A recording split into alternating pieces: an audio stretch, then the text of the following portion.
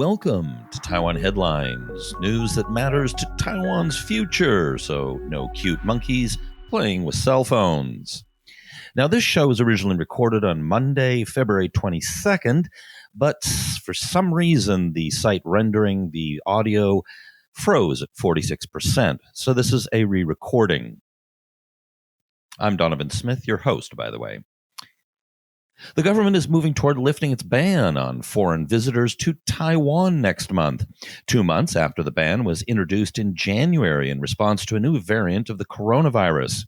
They also plan to relax home isolation rules for people who would come into close contact with Taiwanese travelers who test positive for COVID-19.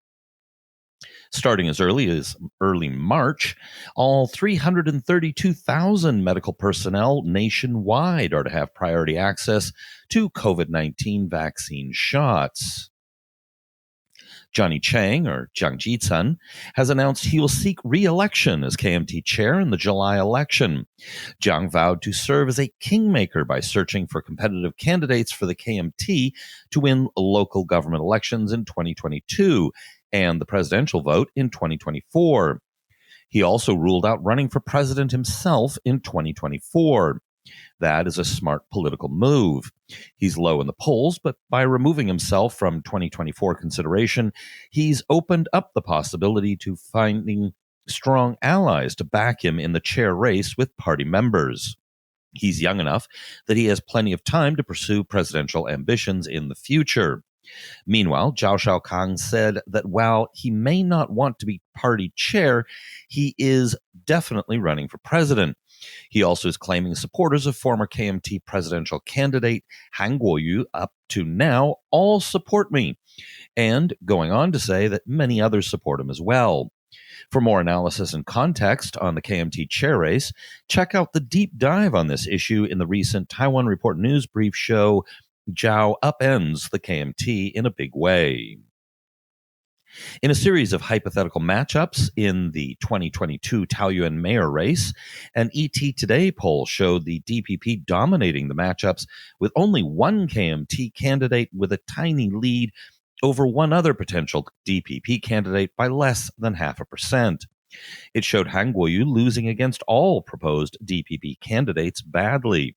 Johnny Chiang was also polled, and he would lose as well, but not by as big margins as Han. Popular two-term DPP mayor Zheng Wencan will be term limited out in 2022. Taipei Mayor and Taiwan People's Party Chair Ke Wen-je has agreed to join a KMT-organized Vision Taiwan 2030 forum and will share a stage with Johnny Chiang. Speculation on potential cooperation between the parties is rife. As one KMT lawmaker put it, our potential supporters overlap. The KMT has announced that it has collected about 600,000 signatures for each of its two proposed referendums on ractopamine pork and referendum scheduling. They also stated that it has surpassed the threshold for a referendum proposal to continue and that it will carry out a thorough review of the signatures. If approved, both measures will be on the ballot on August 28. According to an internal DPP January poll, Premier Su Zhensang's dissatisfaction with the public has hit 47.2%, higher than the 43.5% who expressed satisfaction. This confirms some recent polls that also suggested he had passed the so-called death crossing. Premiers generally have lasted roughly a year and a half since 2000, and at 2 years, 38 days, he's served the third longest single term since that year. However, he also served well over a year in the same position under President Chen Shui-bian, making him number one since 2000 and the person to have held the position for the second longest length since martial law was lifted after Lian Zhan of the KMT.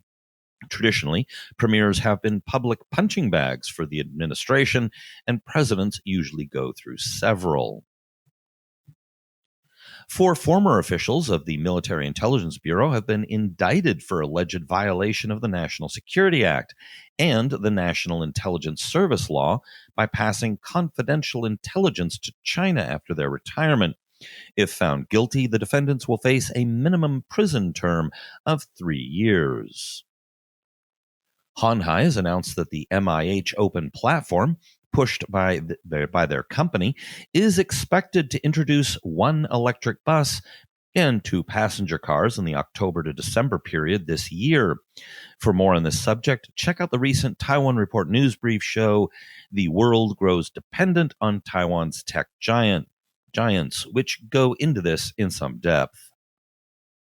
The Directorate General of Budget, Accounting, and Statistics has raised its forecast for Taiwan's gross domestic product growth for 2021 to 4.64%, up from the estimate of 3.83% made in November.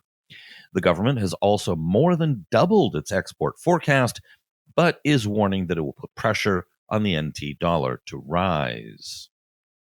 All right, that's it for our show. Be sure to hit like and subscribe. If you're on YouTube, hit the notification bell.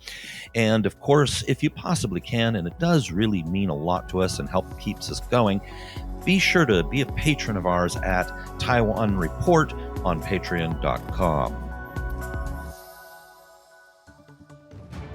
This has been brought to you by the Taiwan Report. For more content like this, become our patron at report.tw. 还有就是那个台湾狗啦，最喜欢我的台湾狗了。